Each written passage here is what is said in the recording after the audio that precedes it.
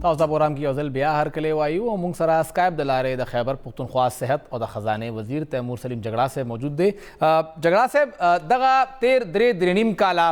مشکل او کووډ هم پاغه کې راکې یو معاشي مسله هم مخې ته وه خو ډیر څه خیبر پختونخوا د پاره په دغه درې نیم کالو کې اناونس شوي دي. هغه کې پیښور ډیرې موټروي یو غټ پروجیکټ بیا هغې نه پس 2007 نه تر اوسه پورې صرف په ADP کې به ټوکن منیو چشمه رائټ بینک کینال هغې دپاره فیډرل ګورنمنټ کار شروع او عملی ښکارېدل شروع شو. بیا مومن ډیم یو غټ ډیولپمنٹ پروجیکټ د هغې مومن ډیم نه پیښور ته اوبه رسول پیښور کې دننه بیا د اربونو روپو سیوریج ټریټمنټ پلانټس راغلی داسو ډیم راغی دا هر څه ستاسو ګورنمنټ کې دننه وشو. اوس عمران خان صاحب وزیر اعظم نه دی شهباز شریف صاحب راغی د دغه پارټیو چې کوم سیاست دی آیا د سزا بیا د خیبر پختونخوا ولس ته ملاویږي او که تاسو ګڼئ چې دغه پروجیکټس به سر ته رسي؟ فهیم لږ ټایم به وي انشاءالله عمران خان صاحب به واپس راځي. دا چې څنګه تاسو اوس د کمرشل بریک کړو دا به یو کمرشل بریک وګڼو بیا به الیکشن وشي او انشاءالله چې 2/3 اکثریت راشي د ټول عوام جذبه او سپورټ سره دا ټول پروجیکټس به موږ اختتام ته رسو انشاءالله. او سر فیډرل ګورنمنټ ولې چې زمونږ یو ډېر غټ تاسو په خپله هر کال بجټ جوړوئ هم زمونږ ټول چې کوم انحصار دی په فیډرل ګورنمنټ باندې دی او د خټک صاحب په دور کې ډېرې مسلې مونږ ته وې هغې به هم بار بار ذکر کوو چې زمونږ پیسې ایساري شي مونږ ته په 28-29 جون باندې اخره کې پیسې راکړي چې مونږ بیا خرچ کول هم نشو واپس لاړې شي رانه. دغه دپاره بینګ ا فاینانس منسټر ستاسو څه پلان دی سټرټجي څه ده چې څنګه به وفاق نه خپل حق راوباسئ؟ فهیم حق خو به مونږ راوباسو د ناجایزه حکومت نه به راوکاږو ضرور به ته حق راوباسو په زبردستی به م راوباسو. خو یو خبره هسې زه کوم ما خو د پالیټکس کې سیاست کې 3.5 کاله یو شوه او ما خو د 3.5 کاله کې د زمونږ وروڼه خویندې دي په اپوزیشن کې دی نه دا یې اورېدلي دي چې وفاق نه قبایلي ازلاله 3% NFC راوړی چې د ایجین کازي 700 ارب روپۍ راوړی چې د دې علاوه تاسو دا هغه کوي دا چې کوم ویلینګ هغه دا راوړی داسې نور ډېرې مسلې دي. نو زه اوس دا ویم په دې چې اوس خو د پاکستان تحریک انصاف علاوه په ملک کې یو داسې پارټۍ نشته چې هغه د دې کچړي حکومت حصه نه ده په سنټر کې. نو دا هر څه به وي زه خو انتظار کوم اسمبلی به کلاو شي نو بیا که دا ANP والا دي که JUI والا دي که مسلم لیگ والا دي که پیپل پارټۍ والا دي مونږ سره یو دوه تنان دي او خیبر پختونخوا اسمبلی کې دونه مسلې نشته نو کانفیډنس هم ریس شوی و هغې کې هم دی وتښتې د میدان نه. نو اوس به ما خیال کې دی آرام سره اسلام آباد ته لاړ شي دا ټولې مسلې به راته په 2 هفتو کې دننه حل کړي بجلی به م ښه شي ګیس به م ښه شي AGN کازي به م راشي قبایلي اضلاع ته دونه پیسې به م راشي بلکې ما خیال کې محسن داوړ صاحب هم ورته ووټ ورکړی نو چې هر قسمه کس په دې دا ټول چې عمران خان ته رايوځای شوي دي نو دې ته کېدای شي پښتونخوا ته فایده وي په دې چې ما خیال کې هفتې کې دی زمونږ ټولې مسلې حل کولی شي په دې چې مونږ ټول پښتانه یو مونږ ټول د پښتونخوا یو او د دې یو وفاقي حکومت دی زمونږ صوبایي حکومت دی په کار دی چې داسې په یو ځای باندې ټولې مسلې حل کړو. او زه انتظار کوم چې دراني صاحب سره بابک صاحب سره عنایت صاحب سره او نور زمونږ ملګرو سره ملاقات وشي چې زر تر زره دی راته دا ټول کارونه وکړي. تاسو ګڼئ سر چې دا ممکنه ده ولې چې تاسو ګورنمنټ هغه دوران کې دا ممکنه نه وه چې صوبایي او فیډرل ګورنمنټ سیم ګورنمنټ اوس خو دواړه مخالف ګورنمنټ شو. نو زه خو دای ویم دی راته وی چې دا یو 2 ورځو کې دا هر څه کېدای شي. نو اوس چونکې دی یو نیشنل ګورنمنټ په طور د دی مونږ واقعي خو دا یو امپورټډ حکومت دی یو سازش نه راغلی د لوټو حکومت دی خو چې دی ورته نیشنل حکومت وایي زما خو ډېر امید دی چې دی به یو 2 ورځو کې دا هر څه هغه کې په دې چې دی راته 3 کاله ممدکه باشن راکړی دی. نو ما خیال کې دا روجې تیرې شي بلکې زه به دا امید کوم چې روجو کې هم دی زمونږ چونکې لږ تعلقات خراب دي وفاقي حکومت سره خو د دې خو د حکومت اوس به د دې گورنر صاحب هم راشي شاه فرمان صاحب خو ریزاین کا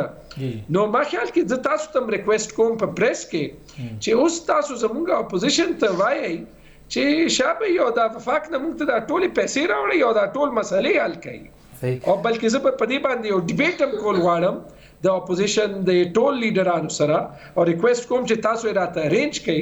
چې اوس د سره موږ جوائنٹ سټریټجی جوړ کړو نو ماته اوس مسله نه ښکاري بالکل سره دا پکار نه سره ته چې تاسو بالکل انتخابات طرف ته ځئ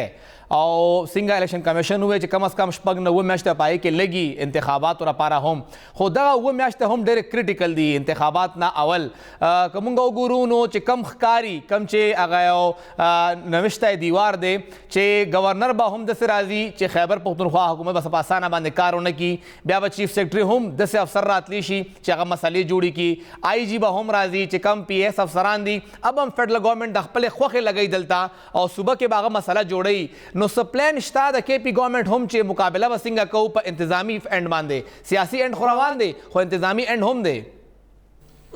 فهم د مقابله خو په ووټ اف نو کانفیډنس کې پته ولګي دا په دې بزه یو 2 منټه جی ته رول واړم په دې چې د اپوزیشن د نیت خدا غي د صلاحیت دوانو پته ولګي د صلاحیت د کمی او د کمزوري نیت زبوهم 2 هفته دا کلیمز وکړه چې دای سره زمونږه 45 ایم پی ایز جی بالکل خپل ضمیر بدل کړی دی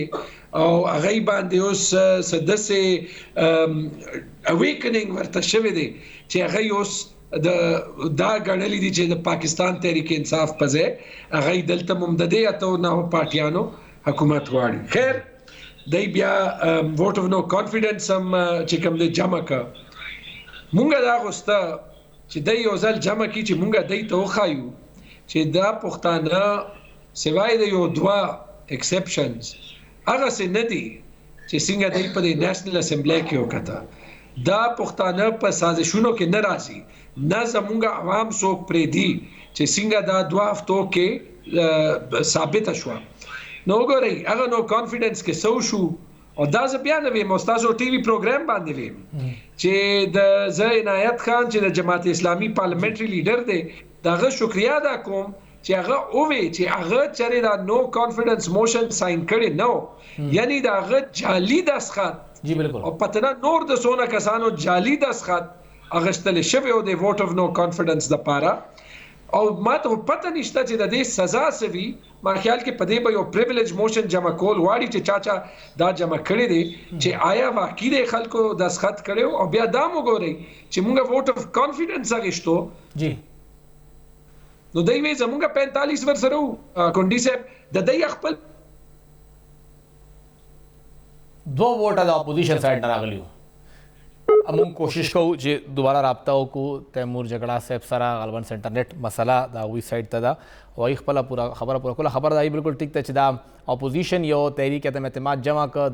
دا جی جګړه صاحب تاسو دوباره سره موجود یې جی جی جی سر 2 کسان په مخالفت کې راغلیو جی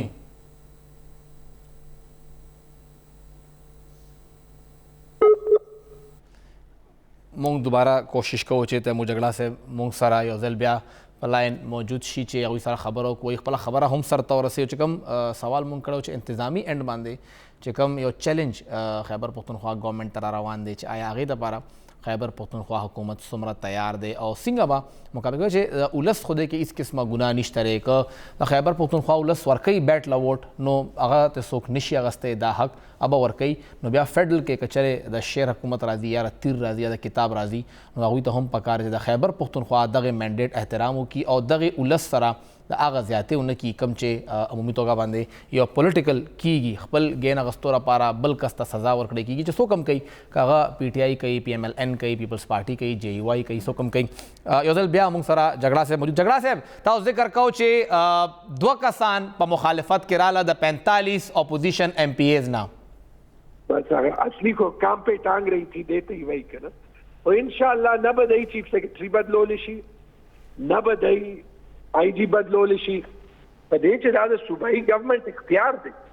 ٹھیک شو لیکن د فدرل ګورنمنت یو رول شته او هغه 18وی ترمیم چې د کم د خبرې کولې لیکن دا ټول اختیار د صوبایي ګورنمنت دی او مونږ یو بهترین ټیم دی دلته مونږ ته هغه باندې کانفیډنس دی او ان شاء الله هغه ایڈمنسټریټیو ټیم زبردست کار کړی او د دې صوبې خلکو لپاره زبردست کار کوي چې کم پورې چیف منسٹر محمود خان صاحب غواړي. صحیح او کچره سر دسه تاسو څنګه ذکر وکړو چې آئینی طور باندې دارا خیبر پختونخوا حکومت واک اختیار دی کچره فیډرل گورنمنت دغه د آئین خلاف زی او بیا د خپل سیاست زور وباسي د خیبر پختونخوا ولسنا نو بیا به صوبایي حکومت څه کوي سر؟ بیا به تاسو ګورئ چې موږ څه کوو خو دا تاسو وګورئ چې ان شاء الله دوی به داسې نشي کولی او دې کې زه تاسو ته یو خبره کوم ما ته فخر دی خپل لیډر عمران خان صاحب باندې زه خپل ډېر داسې سی سی آی میټینګز کې ناست وم چې چېرته به سند چیف منسټر هم و سخت خبرې به هم کېدې او چې چېرته به د حق خبره وه مسله راته یادېږي د اوبو والا چونکې سند ټولو کې جنوبي صوبه ده نو عمران خان صاحب په د سند چیف منسټر چې صحیح خبره کوله هغه به طرفداري کوله په دې چې د ټول پاکستان چیف منسټر پرایم منسټر نو ان شاء الله بس زه به دا ووایم چې مونږ به د هیڅ غلط قدم ته نه پرېږدو څوک به هم داسې نشي کولی 8 کاله مونږ 9 کاله تقریبا د دې صوبې خدمت کړی دی او ان شاء الله دا خدمت به مونږ مخکې کوو. ډېر شکریہ تیمور سلیم جھگڑا صاحب تاسو مشرق ټي وي له ټایم ورک خیبر پختونخوا وزیر خزانه او صحت او څنګه هغوی دواړه اسپیکټ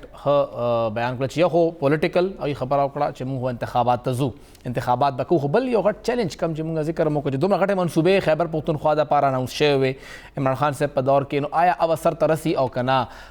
کرنټ ګورنمنټ ولې چې د هغوی ټول بیس که موږ د خبرو کو تقریبا زموږ 15 ایم این ایز دي ریزرو که ورسره یو ځای کې 15 یا 3 جوړیږي هغې کې 4 د پاکستان تحریک انصاف وو او دغه تقریبا 20 کسان یا 13 کسان د نورو ټولو پارټو دي کې پی ایم ایل این هم راځي هغې کې اے این پی هم راځي دا ټولې پارټۍ هلته جماعت اسلامي ایم ایم اے هم په هغې کې راځي د ریزرو د هغوی ایم این ایز دي نه راغلي دي نو دغه ټول مینډیټ دلته د پی ټي آی دی نو دا ونشي چې کوم حکومت جوړ دی هغه دی بیا الټا خیبر پختونخوا سره زیاتې شروع کړي څنګه جګړه صاحب ذکر وکړه چې اپوزیشن اے این پی اوس فیډرل ګورنمنټ کې ده ایم ایم اے اوس فیډرل ګورنمنټ کې ده مسلم لیگ نون په خیبر پختونخوا کې هم دا او په فیډرل ګورنمنټ کې هم دا بیا سره محسن داوړ صاحب ذکر راغی دا هغه خلک دي کوم چې د خیبر پختونخوا دي ټیک ده یو کار تیمور صاحب وایي که موږ نه دی کړی په 3 کالو کې دوی د رالاو کې په 2 هفتو کې دننه او رامخې ته دي شي او یو اوپن ډیبیټ آفر هم هغوی وکړه مشرق پلیټ فارم هم حاضر دی موږ هم کوشش کوو چې دا ټول څومره هم پارلیماني لیډرز دي هغه دلته کې په یو سټیج رامخې ته کړو چې خیبر پختونخوا دپاره دی ټول کیاس کې دننه خیبر پختونخوا چېرته ولاړه ده او خیبر پختونخوا سره به حق تلفي خو نه کیږي دا تپوس به کوو د ټولو پولیټیکل پارټیز نه پرونه جلسه کې یو څو داسې هم انټیډنټس شوي واقعات شوي دي کوم چې ډېر زیات ناخوشګواره وو څنګه موږ ذکر هم وکړو شروع کې چې آیا پاکستان تحریک انصاف دومره خلک هغوی ته تمه نه وه چې خلک به راځي چې څومره راغلي وو ځکه انتظامات کم شو او چې کومې مسلې راغلي دي د هغې به هم خبره کوو یو وړې شان دمې نه پس